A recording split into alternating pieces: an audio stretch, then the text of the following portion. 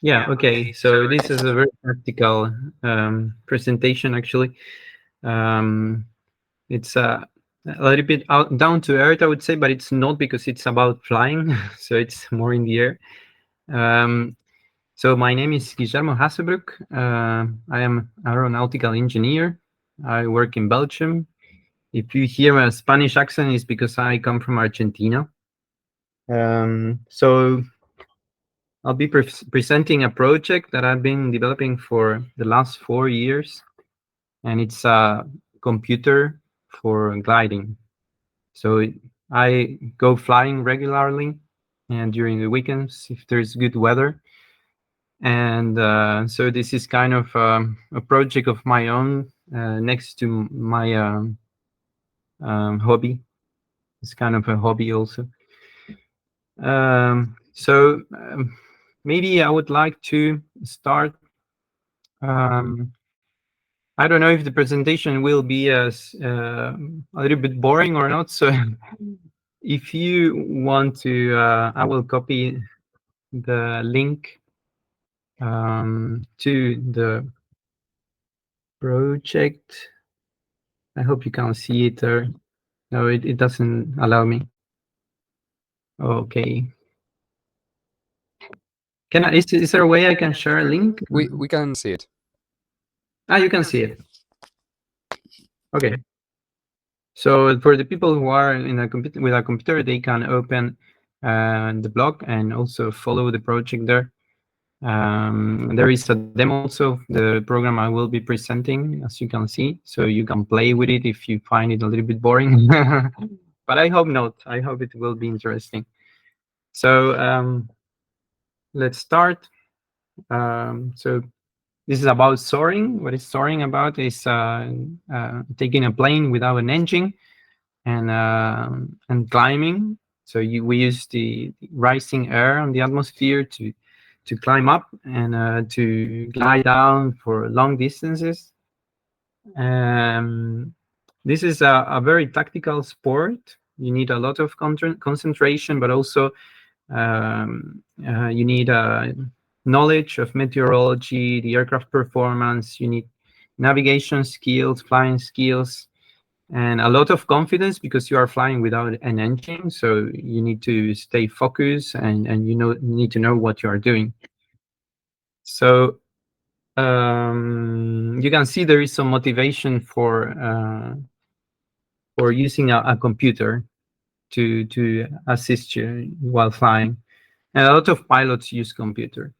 So there are two questions that are critical when soaring, and this is how far can I go and where I'm allowed to fly.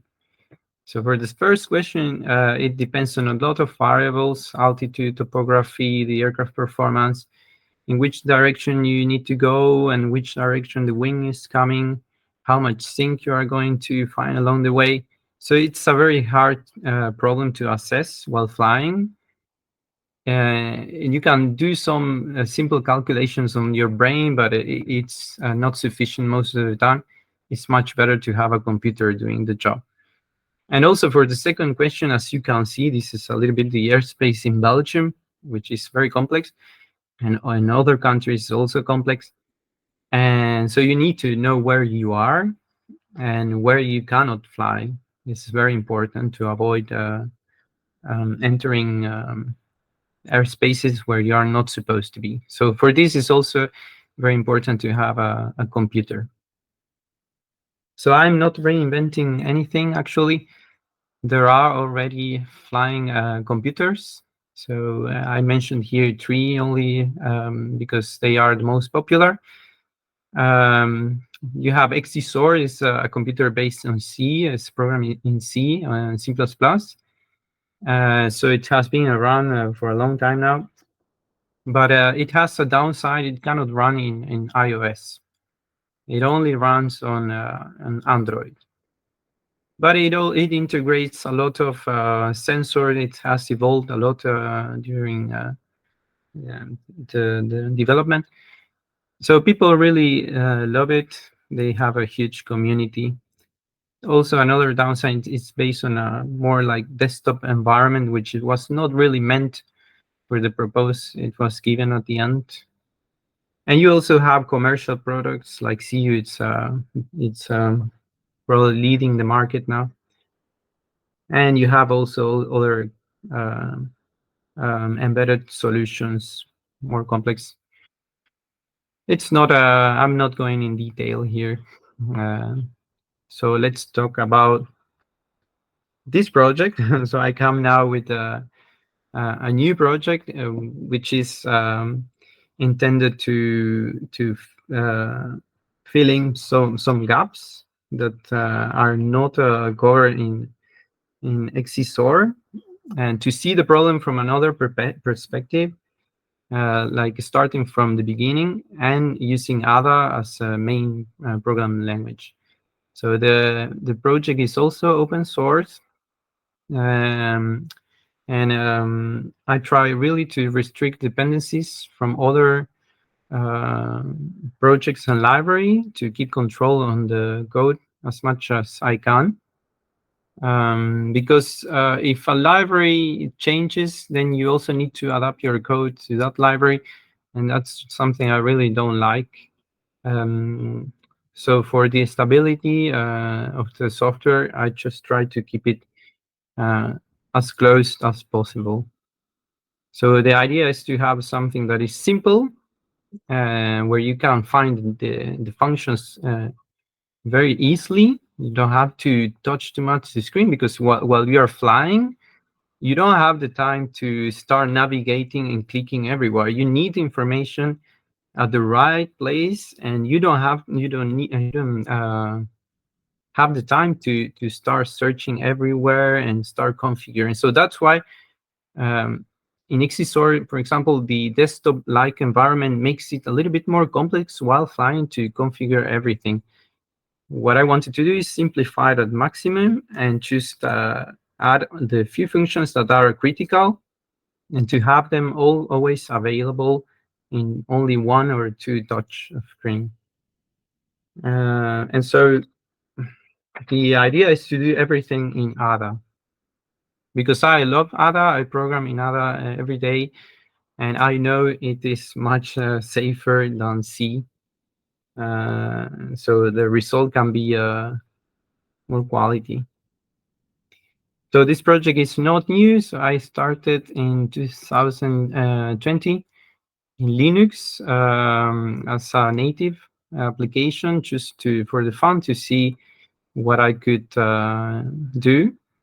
And I started compiling with the FSF compiler and had some links to OpenGL ES, and through the GLWF or SDL2, which are some libraries provided by the Ada open source community. And I was using UDP and Serial to communicate with the sensor, so a GPS sensor or another sensor, to get data. So I got it working on a Raspberry Pi, and everything was fine. But the problem was that the hardware was too hard to build. So maybe I can share the screen a little bit. Sorry, I don't know if you can.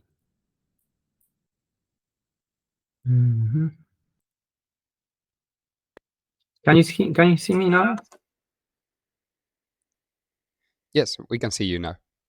Yeah. So this was a computer. As you see, I was 3D printing everything. There is a Raspberry Pi inside with an ADA compiler and the program running. But the problem was the hardware was too hard to build. And when you want to offer something to somebody that they have no technical background, that's really a barrier. So the idea then was to try to port everything to the mobile phone. The real challenge. So it was until last year when Fabian guided me a little bit towards AdaWebPack. And I migrated first the OpenGL part to WebGL. I saw it was really working. Then I changed all of the code to AdaWebPack and started compiling and started this new version of the program that runs on mobile phones on Android or iPhone, and it's still purely based on Ada. So if you are not familiar with AdaWebPack, well, this is very different from FSF in the sense that it's not using the native compiler, but it's using LLVM. So it's actually everything's very recent.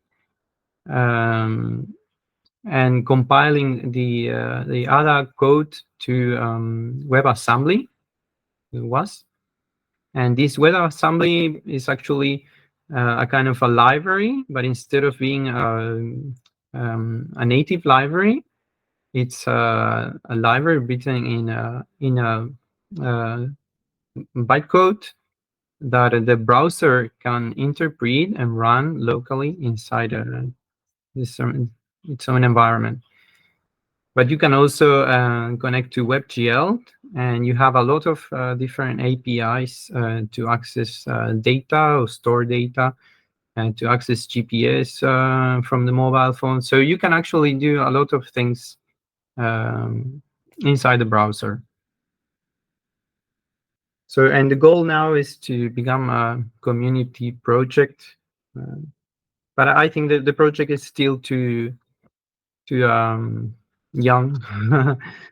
So I will see what happens in the future. So let me continue here. So let's talk a little bit about the design of the computer. It's like any other computer. Here you need a lot of storage because you need to load topography, which is up to 20 megabytes or even more. Well, at least actually 20 megabytes you need for this. You need to load ATC sectors, references, which can be a lot. So all of the geographical references and data can be overwhelming. You also need processing power because you run algorithms to evaluate your situation, to know what's your range, where you are. Then you need integration with sensors because you need to get your position and probably other data like total pressure, static pressure. So you need some integration. And you also need connectivity to other systems. So to extract traffic data or meteorological data, or sharing information, like you could share your position. And finally, you have to get everything inside a graphical interface, which is what the user actually can see. So how is it done in practice? So I have divided the system in two parts. So you have a very tiny JavaScript and HTML part that loads the WebAssembly module, define the HMI, but the HMI, as you will see, it's just a canvas, OpenGL canvas. Then you connect some events. The only event I'm connecting now is just touch of the screen. Then you start running a heartbeat timer, and you connect to some web APIs. So this is kept as small as possible. I really don't like JavaScript. It's very unsafe. It's not precompiled. So I try to keep this as small as possible. And so actually the whole logic of the program is on the WebAssembly module, which is written in Ada and then compiled with AdaWebPack. So here we have the actual data structures, the actual computations, and the rendering is also done here. So how does the data flow then? Well, as I told you, first in the JavaScript module, you load the WebAssembly library, and then this initializes the WebAssembly package. All of the other packages are initialized here. Then you start a timer of 1 second. So I'm just running operation every 1 second only. And this is sufficient actually for what the computer needs to do. And at this timer, you just queue a refresh. But the refresh will be done only if it's strictly necessary. So this timer we will do inside the WebAssembly module will do everything that is required as for updating the data. Then you connect the geolocation callback. This will give you the position and the altitude of your mobile. And you connect to the canvas refresh, and then you do the refresh, but only if it's required. So what happens is inside the WebAssembly module, after running every function, you decide, okay, do I need to refresh or not? So just put a flag refresh. If refresh is necessary, then in the next queue event here, you will do the actual refresh. If it's not necessary, then you don't. So this is to keep the application as efficient as possible. Because, yeah, it's quite limited in resources. It's not a huge, powerful computer, but it's a mobile phone. So have to be careful not to run too much, too heavy algorithms. And so you also connect the touch event, and you pass it just to interface inside the WebAssembly module, and this will do what is necessary based on the page that is active, based on the components that I will explain this a little bit later. So this is the front end, actually, the interface with the JavaScript of the WebAssembly module, and the backend kind of is AdaWebPack and all of the APIs that it offers, including WebGL and XHR. So XHR stands for XML HTTP request. So I will explain this also later. So to sum up a little bit, so we have a timer every 1 second only. All internal application events are kept synchronously with the timer. And there is one touch event only, plus following by a render. And we render only when necessary. And there is one GNS input event, so the GPS, where the data is injected more or less about 1 second. But this doesn't trigger any refresh. So the data is put inside the module, but you only keep refreshing only after 1 second. So actually, this runs on a single thread. So now let me explain a little bit how the data is structured. There are a few things that make the application a bit more robust, and it's that I'm not using dynamic allocation at all. I tried, but it didn't seem to be stable, so I just went to pool static buffers, and this provides the positive side that there are no leaks and no overflow of the memory. And also, I am pre-compiling all of the data that I'm serving to the system on the server side. And all of the data that is provided is actually already pre-processed, so that the parsing is much faster. And there are no load time errors because I can control everything that I'm sending before it's consumed by the application. So this is something I've seen on the other applications, that they feed the application with raw information like text-based information, but actually this is not quite a good idea, because if you mistype something, you will see it when you start the application. There is a problem. So it's much better to pre-compile the data and that the compiler lets you know this is wrong. So you put a wrong position, or this is not how it should be, and then you prevent feeding the system with wrong information. So in about the programs itself, so I try to encapsulate everything as much as possible with object-oriented structures, although it's not always necessary. Where it's necessary, it's not necessary. I don't do it. If you see the source code, so the project is in GitHub. If you see the source code, you will find more or less these packages.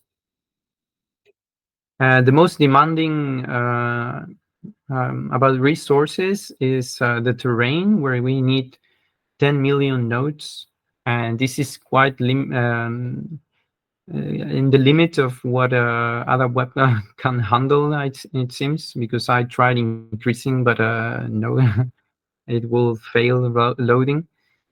Maybe a point to see in the future. But yeah, the application is kind of bouncing the limits, but it's working very good.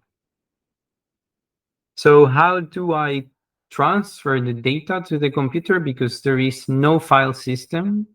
Well, Guillermo, this is more. sorry to interrupt. You have about 5 minutes. Oh, okay. Oh, shit. Okay. I will try to. So there is no file system. So what I'm doing is using the XHR API, and then asking the server for the information. The server will pass it, and it's like HTTP request.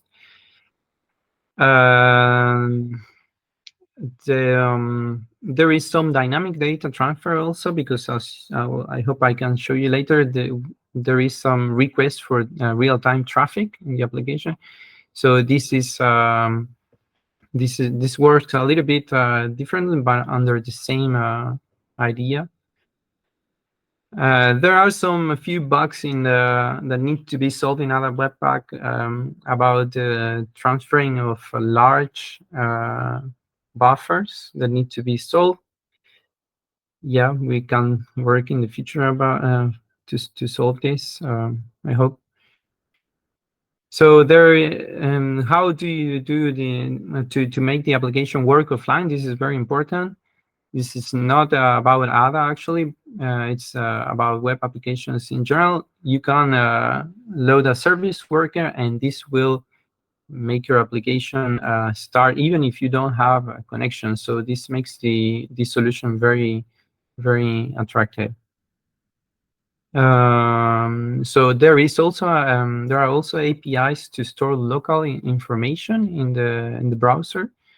So I took the time to put some extra interfaces in AdaWebPack, as you see, and this will get store and get local information, because again, we don't have access to files. So a little bit about the graphics. So I'm using WebGL, but I am kind of encapsulating this in my own library, which uses buffers, small buffers, that kind of mask the complexity of OpenGL. And with this, I built some widgets, very basic widgets. So I have in these buffers very simple functions like move to, line to, load node, and it's very easy to load any graphics with this. So it's a little bit an example. I don't think we have time to see this, but at least you can see it's very simple to draw using this interface. And finally, yes, we have these widgets where I do not focus on fanciness at all. I am against using the web widgets provided by HTML. So I rather use draw my own buttons and everything. And it provides a lot of readability, consistency. It lets me organize everything. Everything is also vector graphics, so it adjusts automatically to the size and it keeps everything in place it should be. Also very important for an application like this. And finally, yes, how the HMI is arranged. I put everything in pages, and every page has its own components and sub pages. So to pass the events, I am not doing um, like GTK to connect an event, and no, what I do is to pass the press event down like in a cascade to every component.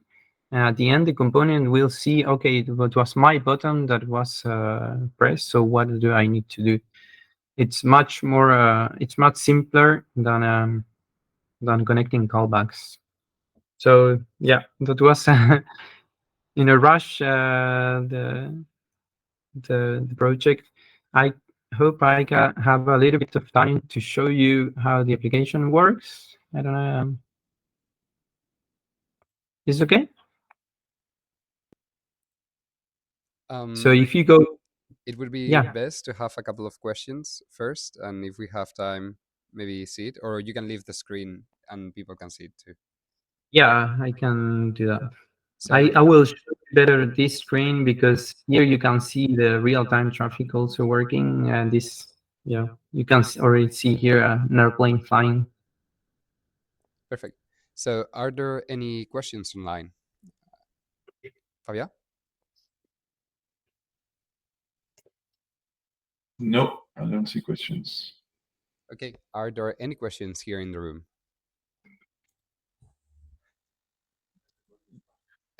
There doesn't seem to be any questions here. So if you would like to talk a little bit more about the graphics or the application for a couple more minutes or showcase it, feel Yeah, free. well, I can see a little bit. So you see what I'm seeing now is the real-time traffic, and how do I do this? Because there are actually a lot of alternatives. Um, well, you sent an HTML request using AdaWebPack every 6 seconds, and you get this information from another server, which it's also written in Ada. So I'm in the web server. I have an Ada application that is connecting to the source of information, and preparing a file with all of the traffic and providing this then to the application. It works actually very good. I took it for a fly last week, and even with a very low signal, I was able to pick the position of the other flights. But the trick was to reduce the size of the file as much as possible. And for this is also Ada is also very good because you can program in all levels, so you can go very high level and very low level. So for this, it was very good. So maybe finally, I would like to show you that it is possible to make the application run on Ada. I will put my camera again. So here you have it running on my mobile phone. I should connect the so you can. It's very responsive. Um, it works very good. So it is possible to program in Ada for mobile phones and for the web. Yeah, it was a very good experience. I hope the project is um, very um, to it's a single example, but I think it will serve also as demonstration of this technology and to see what you can really do. And I'm sure you could apply this to a lot of other things. So that was it. Then thank you very much, Guillermo. Impressive stuff, especially when you use it yourself when you fly. That takes something. And thank you very much. Everybody here, I can tell you, you're not seeing them, but they are quite impressed. So yeah, a big applause from our side, I suppose. Okay, thank you. Yes, you can follow the project on GitHub if you want to provide support. Yeah, that would be great. It consumes a lot of time. I just have very little time to dedicate. But yeah, I'm now implementing the AdaWeb server actually project also here to make a full Ada server for the project. So it's a project that implements a lot of things of Ada and from all so from graphics to server and the client. It's a very rich project. If you like programming in Ada in your spare time, you can help me if you want. Then We have a question. We have a question online. Oh, okay. Sorry. Then ask it, but quickly, please. Oh yeah, is there any reason this couldn't be used in a powered aircraft as opposed to? Yeah, of course. I did it for gliding because that's what I do. But if there is interest, it could be done for a power aircraft. Yeah, for sure. Yeah, it could also integrate other things like artificial horizon. Actually, you can put a lot of extra features on it.